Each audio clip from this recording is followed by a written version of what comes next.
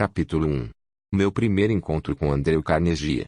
Por mais de um quarto de século, meu principal objetivo foi o de separar e organizar, em uma filosofia de realizações, as principais causas tanto do fracasso como do sucesso, com o objetivo de ser útil a todos os outros que não têm nem a inclinação nem a oportunidade de se engajar nesse tipo de pesquisa.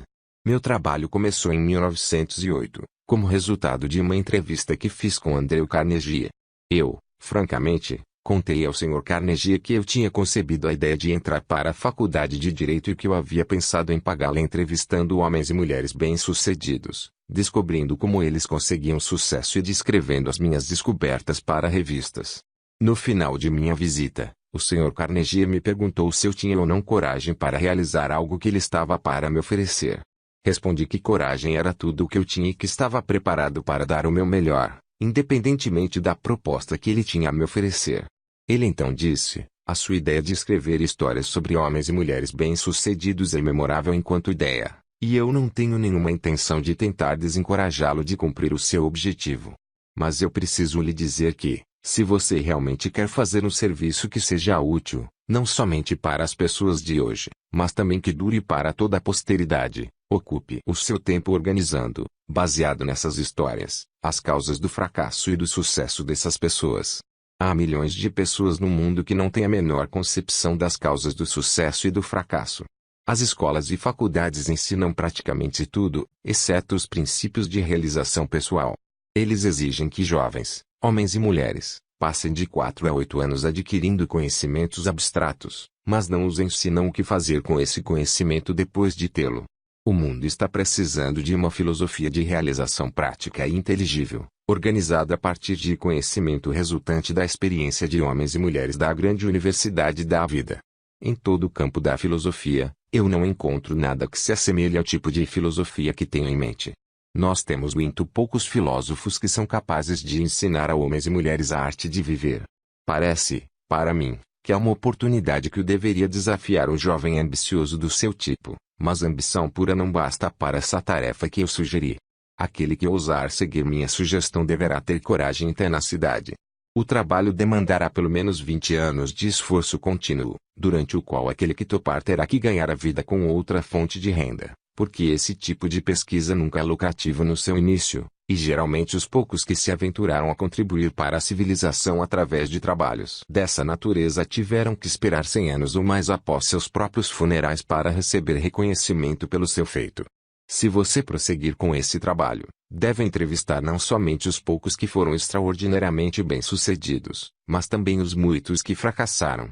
Você deve cuidadosamente analisar milhares de pessoas que foram classificadas de fracassadas, e eu quero dizer com o termo fracassado homens e mulheres que chegam aos estágios finais de suas vidas desapontados porque não conseguiram alcançar as metas que haviam se proposto de coração. Tão inconsistente como parece ser, você aprenderá muito mais como ser bem-sucedido a partir dos fracassos do que com o tão chamado sucesso. Eles lhe ensinarão o que não fazer. Na parte final da sua pesquisa, se você conseguir com sucesso manter o foco, fará uma descoberta que poderá ser uma grande surpresa. Descobrirá que a causa para o sucesso não é algo separado e longe do homem, mas que é uma força tão intangível na natureza, que a maioria dos homens nunca reconhece, uma força que pode muito bem ser chamada de outro eu. O mais interessante é o fato de que este outro eu raramente exerce sua influência ou se faz conhecer, exceto em momentos de emergência, quando os homens são forçados, por meio das adversidades e das derrotas temporárias, a mudar seus hábitos e pensar estratégias para sair das dificuldades. Minha experiência me ensinou que um homem nunca está tão perto do sucesso como quando o que ele chama de fracasso toma conta de sua vida, porque nessas ocasiões ele é forçado a pensar. Se ele pensar com exatidão e com persistência, vai descobrir que aquilo que ele chama de fracasso, na verdade, nada mais é que um sinal para elaborar um novo plano ou objetivo.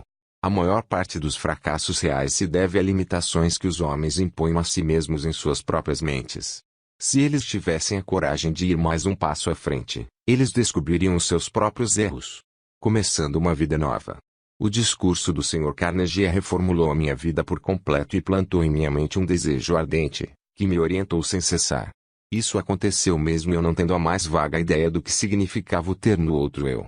Durante o meu trabalho de pesquisa nas causas de fracasso e sucesso, tive o privilégio de analisar mais de 25 mil homens e mulheres que eram rotulados de derrotados, e mais de 500 que eram classificados de bem-sucedidos. Muitos anos atrás, tive o meu primeiro contato com aquele outro eu que o Sr. Carnegie havia mencionado. A descoberta veio como ele disse que viria, como resultado de dois pontos cruciais da minha vida, mas que foram, na verdade, emergências e que me forçaram a pensar o jeito de vencer as minhas dificuldades de tal maneira que eu nunca havia experimentado. Gostaria que fosse possível descrever essa descoberta sem uso do pronome pessoal eu, mas isso é impossível, visto que ela ocorreu através de experiências pessoais que não podem ser separadas. Para dar uma visão completa da descoberta, terei que voltar ao primeiro desses dois pontos marcantes da minha vida e mostrar, passo a passo, essa descoberta. Para realizar a pesquisa, com a compilação de dados, foram necessários anos de trabalho. Eu tinha chegado à falsa conclusão de que minha tarefa de organizar uma filosofia completa de sucesso pessoal havia terminado. Longe de estar completo, meu trabalho havia apenas começado. Eu havia erigido o esqueleto de uma filosofia, organizando os 17 princípios do sucesso e as 30 maiores causas do fracasso, mas aquele esqueleto tinha que ser coberto com a carne da realização e da experiência. Além disso, tinha que ser dada ao trabalho uma alma que inspirasse homens e mulheres a não somente transporem obstáculos, mas também a não se deixarem abater por eles. A alma, que ainda teria que ser adicionada, como eu descobri depois, somente se tornaria disponível após aparecer o meu outro eu, através dos dois pontos cruciais da minha vida. Resolvendo focar a minha atenção em quaisquer talentos que eu porventura tivessem retornos monetários através de canais de negócios, decidi dedicar-me à profissão de publicitário. Tornei-me, então, o gerente de publicidade do curso de extensão La Salle da Universidade de Chicago. Tudo correu maravilhosamente bem durante um ano. Entretanto, no final desse ano, fui tomado por um violento desgosto pelo meu trabalho e, então, me demiti. Posteriormente, ingressei no ramo de cadeias de lojas, juntamente com o ex-presidente da Universidade de Extensão La Salle. Logo me tornei presidente da companhia de doces Betsy Ross. Porém, desacordos com os sócios desse negócio fizeram com que eu saísse do empreendimento. A atração pela propaganda ainda estava em meu sangue, e tentei novamente dar expressão a ela. Organizei uma escola de propaganda e vendas, como uma parte da escola de negócios Bryant Stratton. O empreendimento navegava em águas tranquilas e muito dinheiro entrava rapidamente. Foi então que os Estados Unidos tomaram parte da Primeira Guerra Mundial. Em resposta a um chamado interior, que palavras não conseguem descrever, saí da escola e entrei para o serviço do governo dos Estados Unidos, sob a direção pessoal do presidente Woodrow Wilson, deixando um negócio fantástico desintegrar-se. No dia do armistício, em 1918, comecei a atuar na publicação da revista Golden Rule, Regra de Ouro, na tradução livre. Apesar do fato de eu não ter nenhum centavo de capital, a revista cresceu rapidamente e em pouco tempo ganhou circulação nacional, chegando a quase 500 mil de exemplares, finalizando seu primeiro ano de negócios com um lucro de $3,156 mil. Alguns anos depois, aprendi com um experiente executivo de uma empresa de publicações que nenhum homem capaz naquele ramo pensaria em começar uma revista tal como esta com menos do que $500 mil de capital. A revista Golden Rule e eu estávamos destinados a nos separar. Quanto mais sucesso alcançávamos, mais descontente eu me tornava. Até que, e finalmente, devido a um acúmulo de perturbações causadas por sócios no negócio, dei a revista como um presente a eles e deixei o negócio. Com essa atitude, provavelmente joguei fora uma pequena fortuna. Logo após, organizei uma escola de treinamento para vendedores. Minha primeira missão era treinar um exército de vendas de 3.000 pessoas para uma rede de lojas. Receberia $10 para cada vendedor que frequentasse a minha aula. Dentro de 6 meses, esse trabalho havia me rendido um pouco mais de $30 mil. O sucesso, em termos financeiros, estava coroando meus esforços com abundância.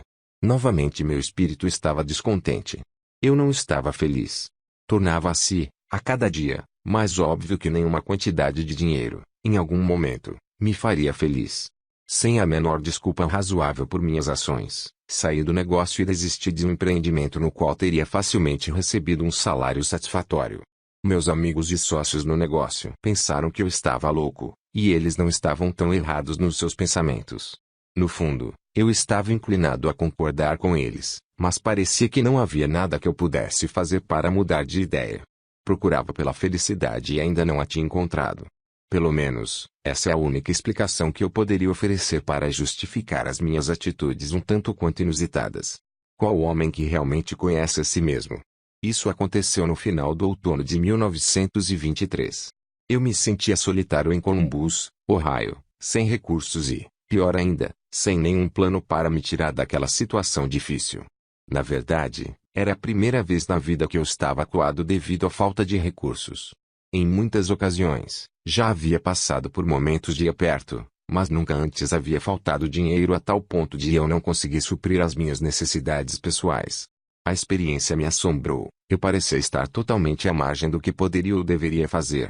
Pensei em uma dúzia de jeitos de conseguir resolver os meus problemas, mas descartei-os todos, eram impraticáveis e impossíveis de realizar. Me senti como alguém que estava perdido em uma selva, sem uma bússola sequer. Toda tentativa que eu fazia para me tirar da dificuldade acabava me trazendo de volta para o ponto de partida.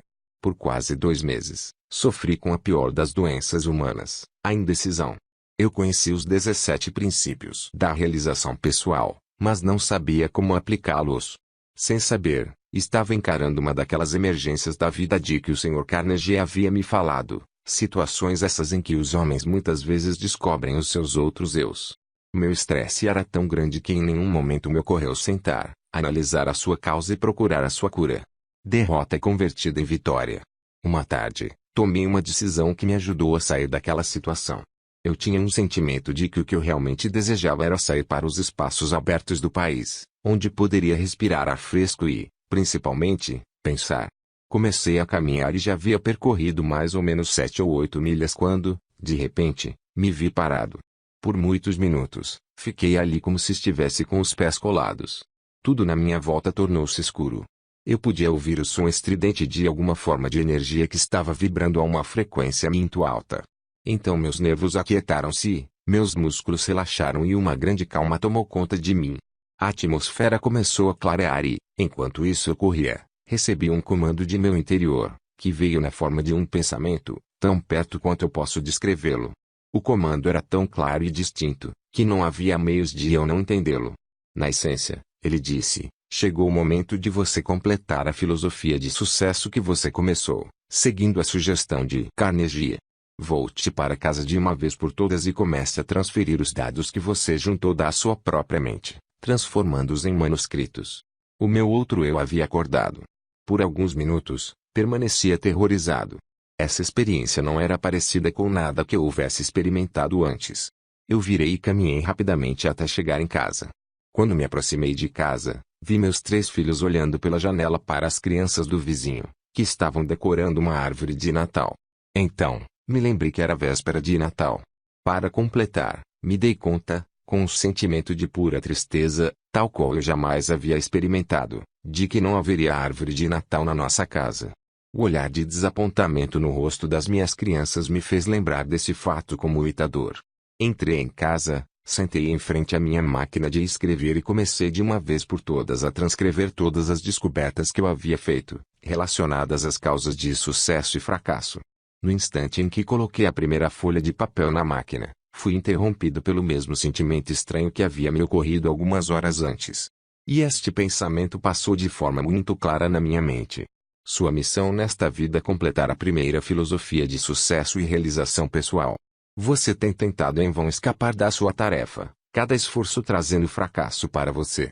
Você está procurando pela felicidade. Aprenda esta lição, de uma vez por todas. Você somente achará alegria ajudando outros a encontrá-la. Você tem sido um estudante teimoso.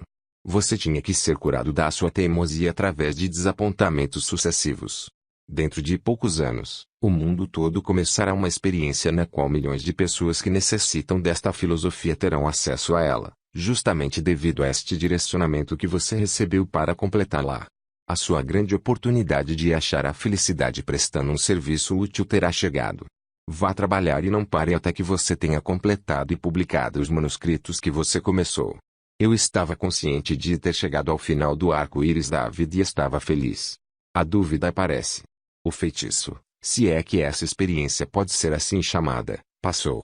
Comecei a escrever e, pouco depois, fui sugestionado pela minha razão e pensei que talvez eu estivesse entrando numa missão estúpida. A ideia de que um homem que estava em plena depressão e praticamente falido pudesse escrever uma filosofia de sucesso pessoal me parecia tão fantasiosa que ri vigorosamente e acabei dando gargalhadas. Me arrumei na cadeira, passei os dedos pelo meu cabelo e tentei criar um álibi que justificaria à minha própria mente que eu deveria tirar o papel da máquina de escrever antes de começar. Mas a vontade de continuar era muito mais forte do que o desejo de desistir. Eu acabei me reconciliando com a minha tarefa e segui em frente. Olhando aos eventos passados, agora sob a ótica de tudo o que aconteceu, posso ver que essas pequenas experiências de adversidade, pelas quais passei, foram entre as mais enriquecedoras e lucrativas de todas as minhas vivências.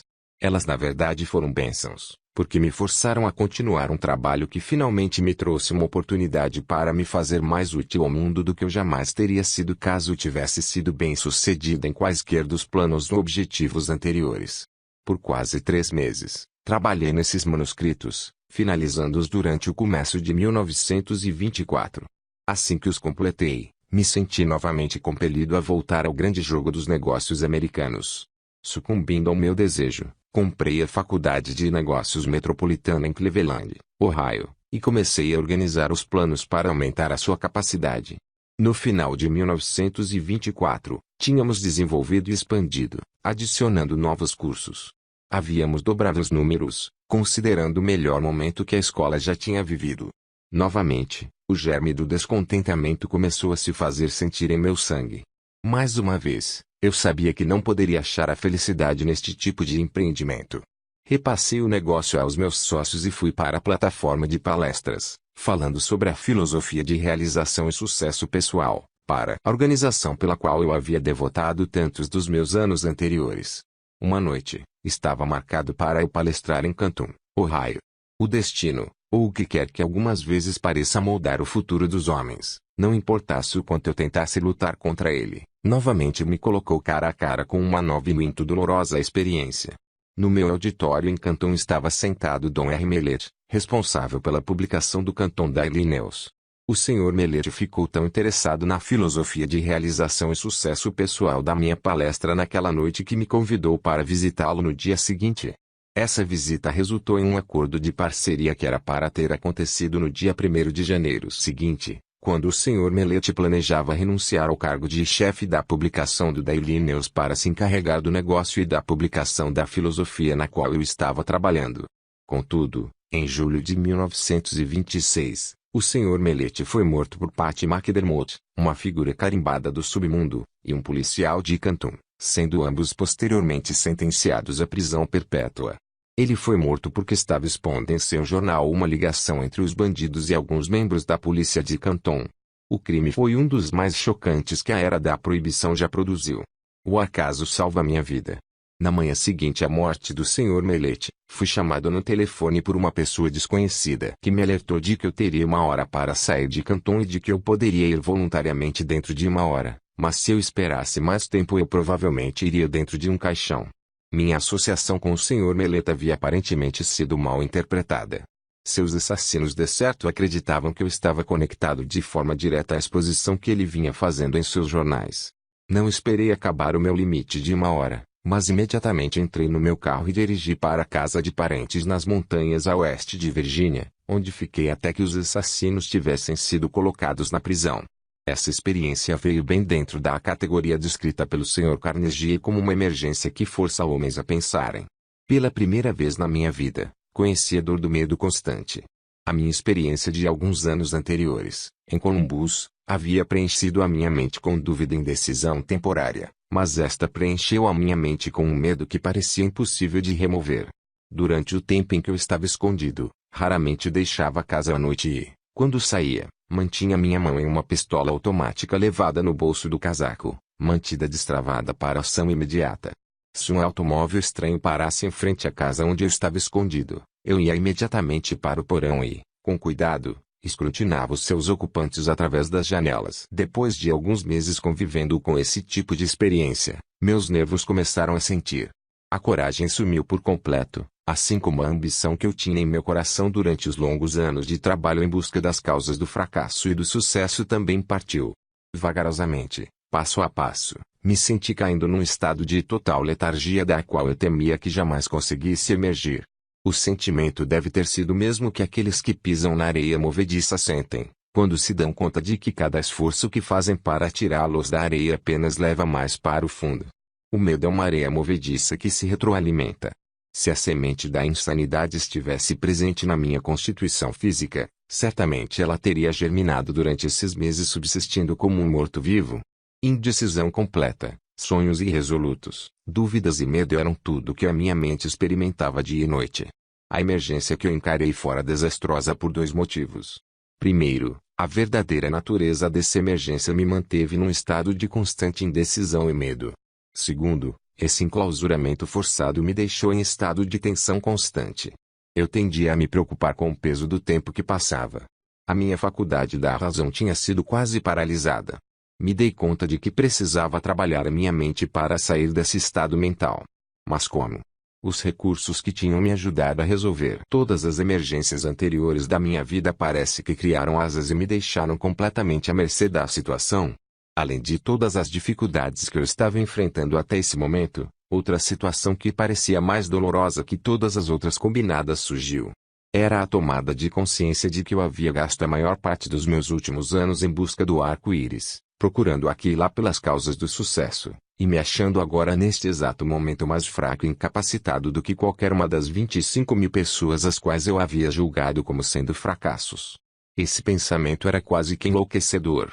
Além disso, era também extremamente humilhante, porque eu estava palestrando por todo o país em escolas e faculdades e para organizações de comércio, tentando contar às outras pessoas como aplicar os 17 princípios do sucesso, enquanto aqui estava eu, incapaz de aplicá-los para mim mesmo.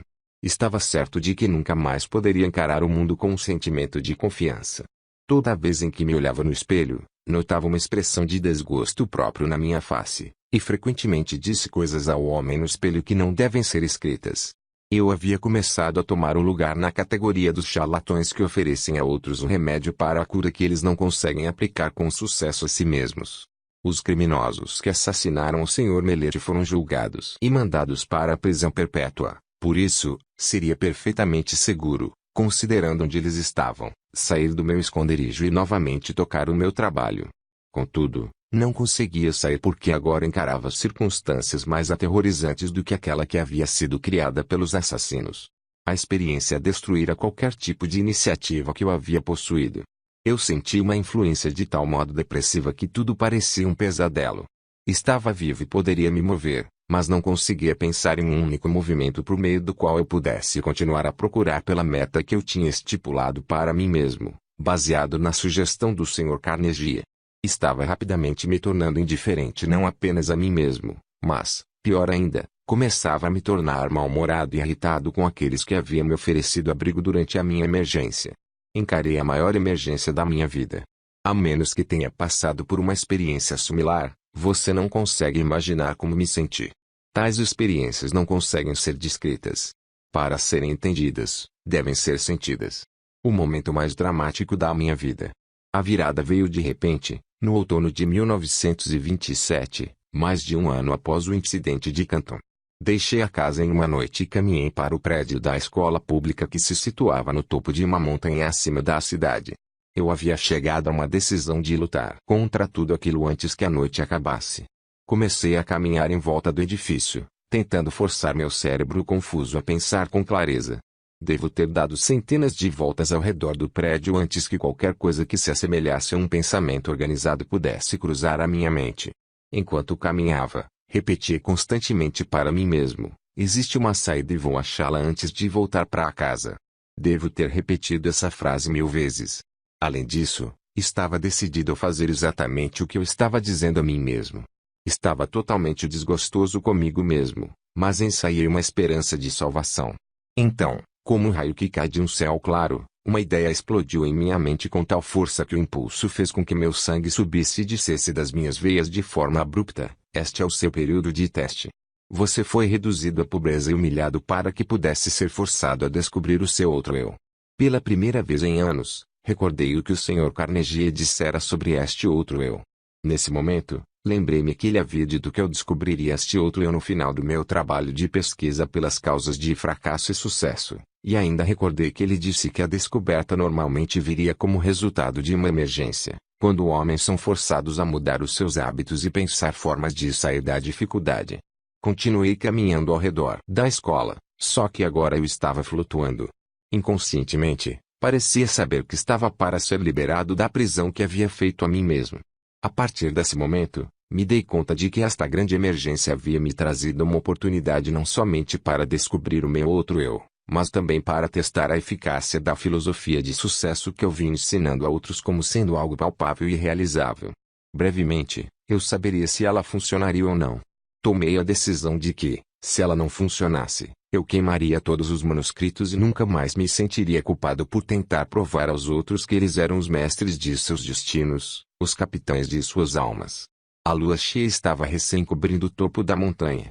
Eu nunca havia visto brilhar tão intensamente antes. Enquanto a estava contemplando, outro pensamento cruzou a minha mente. Você tem mostrado às outras pessoas como dominar o medo e como sobrepujar as dificuldades que surgem nas emergências da vida. De agora em diante, você pode falar com autoridade, porque está a ponto de superar as suas próprias dificuldades com coragem e objetivo, resoluto e destemido. Com este pensamento veio uma mudança na química do meu ser que me levou a um estado de euforia que eu nunca havia experimentado. Meu cérebro começou a clarear, e o estado de letargia no qual ele se encontrava começou a passar. A minha razão passou a trabalhar novamente. Por um breve momento, estava feliz pelo privilégio de passar por longos meses de tormento, já que a experiência me ofereceu a oportunidade de testar a eficácia dos princípios de sucesso, os quais eu vinha pesquisando de forma inexorável. Quando este pensamento surgiu, parei, uni os meus pés, saudei, eu não sabia o que ou quem, e fiquei rigidamente em estado de meditação por muitos minutos. Isso parecia, de início, uma atitude boba, mas, enquanto eu estava lá de pé naquele estado, outro pensamento cruzou a minha mente em forma de uma ordem, que era tão breve e instantânea quanto uma ordem dada por um comandante militar a um subordinado. A ordem dizia: amanhã, entre no seu carro e dirija até a Filadélfia. Lá você receberá ajuda para publicar a sua filosofia do sucesso. Não havia nenhuma forma de explicação e qualquer tipo de modificação da ordem. Tão logo eu recebi, caminhei de volta para casa, fui para a cama e dormi profundamente com uma paz de espírito tal que não experimentava havia mais de um ano. Quando acordei na manhã seguinte, me levantei da cama e imediatamente comecei a fazer as malas para a viagem a Filadélfia. Minha razão me dizia que eu estava embarcando numa missão sem sentido. Quem eu poderia conhecer na Filadélfia que pudesse me ajudar financeiramente a publicar 8 volumes de livros a um custo de $25.000? Eu me questionei instantaneamente, ouvi em minha mente a resposta para essa questão de forma tão clara como se as palavras tivessem sido ditadas em meu ouvido. Você agora está seguindo ordens, em vez de ficar fazendo perguntas. O seu outro eu estará no comando durante toda esta viagem. Havia outra condição que parecia fazer a minha preparação para ir a Filadélfia algo que beirava o absurdo. Eu não tinha dinheiro. Esse pensamento mal me havia ocorrido quando meu outro eu explodiu dando uma ordem enfática: peça para o seu cunhado $50 e ele emprestará para você. A ordem parecia definitiva e final. Sem qualquer hesitação, segui as instruções. Quando pedi o dinheiro ao meu cunhado, ele disse: claro, certamente vou lhe emprestar os 50, mas, se você vai para tão longe, seria melhor levar $100. Agradeci a ele e disse que $50 seriam o suficiente. Sabia que não bastava, mas esta era a quantia que meu outro eu havia me ordenado a pedir, e foi exatamente isso que fiz. Eu estava bastante aliviado quando me dei conta de que meu cunhado não ia me perguntar por que eu estava indo para a Filadélfia. Se ele soubesse tudo o que havia se passado pela minha mente na noite anterior, talvez pensasse que eu deveria ir para um hospital psiquiátrico em vez de sair em busca do pote de ouro no final do arco-íris. Meu outro eu assume o comando. Parti com a minha cabeça me dizendo que eu era um idiota e meu outro eu me ordenando ignorar o desafio e seguir as instruções. Dirigi a noite inteira, chegando a Filadélfia na manhã seguinte. Meu primeiro pensamento foi o de procurar uma pensão onde eu pudesse alugar um quarto de $1 por dia. Nesse momento, novamente o meu outro eu tomou conta e ordenou que eu me hospedasse no hotel mais luxuoso da cidade. Com um pouco mais de $40 no bolso, que era o que restava do meu capital, Parecia mais um suicídio financeiro quando caminhei até o balcão e pedi por um quarto, ou, devo dizer, quando comecei a pedir por um quarto, meu recém-descoberto outro eu me ordenou pedir a melhor de todas as suítes. O custo dessa suíte consumiria o meu capital em 2 dias. Obedeci. O carregador de malas pegou a minha bagagem, me entregou o ticket do estacionamento do meu automóvel e me conduziu até o elevador como se eu fosse o príncipe de Gales. Era a primeira vez em mais de um ano que um ser humano havia demonstrado tal deferência para comigo. Meus próprios parentes, esses com quem eu estava morando, longe de me mostrar qualquer tipo de consideração, ainda achavam que eu era um peso para eles, e tenho certeza de que eu era, porque nenhum homem no estado mental em que eu me encontrava no último ano poderia ser qualquer coisa além de um peso a todos aqueles com os quais porventura entrasse em contato. Tornava-se evidente que meu outro eu estava determinado a me tirar do complexo de inferioridade que eu havia desenvolvido. Dei ao carregador de malas $1. Comecei a estimar quanto seria minha conta do hotel até o fim da semana, quando então o meu outro eu ordenou que eu limpasse completamente a minha mente de quaisquer pensamentos de limitação e que conduzisse a minha vida a partir daquele momento como se tivesse todo o dinheiro que quisesse nos meus bolsos. A experiência pela qual estava passando era tanto nova quanto estranha para mim. Nunca consegui ser mais do que eu acreditava que poderia ser. Por quase meia hora, este outro eu me deu ordens que segui à risca durante o período da minha estada na Filadélfia. As instruções que recebi por meio desses pensamentos se apresentaram à minha mente com tal força que eles eram facilmente distinguíveis de pensamentos normais criados pelo meu eu tradicional. Eu recebo ordens estranhas de uma fonte estranha. Minhas instruções começaram desta forma: a partir deste momento, você está completamente no comando do seu outro eu. De agora em diante, você deve saber que 2 entidades ocupam o seu corpo. Na verdade, 2 entidades similares ocupam o corpo de cada ser vivente do planeta Terra. Uma dessas entidades é motivada e responde pelo impulso do medo. A outra é imotivada e responde ao impulso da fé. Por mais de um ano você foi conduzido como um escravo pela entidade do medo. Há 2 noites, a entidade fé assumiu o controle do seu corpo físico, e a partir daquele momento você foi motivado por essa entidade. Por mera conveniência, você pode chamar essa entidade fé de seu outro eu. Ela não conhece limitações, não possui medos e não reconhece a palavra impossível. Você foi direcionado a selecionar esse ambiente de luxo em um bom hotel, como um meio de desencorajar o retorno da entidade medo. Esse antigo eu motivado pelo medo não está morto, ele simplesmente foi destronado. E ele o seguirá aonde quer que você vá, esperando uma oportunidade favorável para tomar conta de você novamente. Ele somente pode tomar o controle de você por meio dos seus pensamentos. Lembre-se disso e mantenha as portas da sua mente hermeticamente fechadas contra todos os pensamentos que procuram limitá-lo de qualquer maneira e você assim ficará a salvo. Não se permita preocupar-se com o dinheiro que você precisará para suas despesas imediatas. O recurso virá a você no momento em que você necessitar dele. Agora, vamos aos negócios. Antes de qualquer coisa, você deve saber que a entidade fé, que agora está no comando do seu corpo, não faz nenhum tipo de milagre e também não trabalha em oposição a nenhuma das leis da natureza. Enquanto ela estiver no comando do seu corpo, ela o guiará sempre que você a chamar, através de impulsos de pensamentos que cruzarão pela sua mente e o ajudarão a realizar todos os seus planos pela maneira mais natural, conveniente e lógica possível.